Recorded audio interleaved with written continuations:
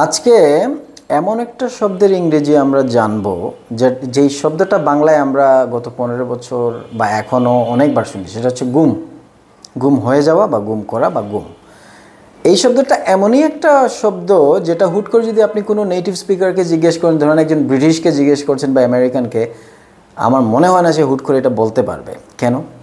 সে বলবে অ্যাবডাক্ট করা বা কিডন্যাপ করা, কিন্তু এটা কিন্তু অ্যাকচুয়াল ওয়ার্ড হয় না যখন আমরা গুম বুঝাই।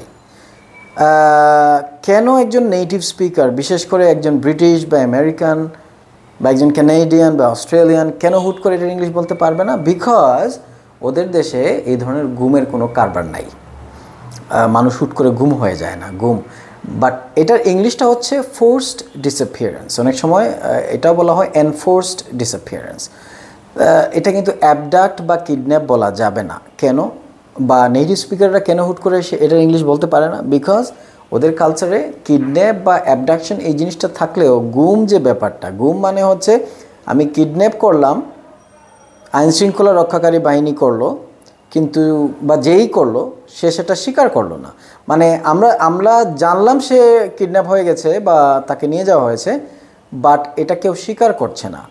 তার মানে এটা হচ্ছে গুম হয়ে যাওয়া, মানে টোটালি অদৃশ্য হয়ে যাওয়া। আসবে কি আসবে না এটার কোনো গ্যারান্টি নাই, কখনো আসতেও পারে, আবার আজীবনের জন্য সে মানুষের কাছ থেকে টোটালি চলেও যেতে পারে। শব্দটা ফোর্স ডিসঅ্যাপিয়ারেন্স। আশা করি এই বাংলাদেশে এই শব্দটা আর খুব একটা শুনতে হবে না, সেই ভবিষ্যতের আশায়।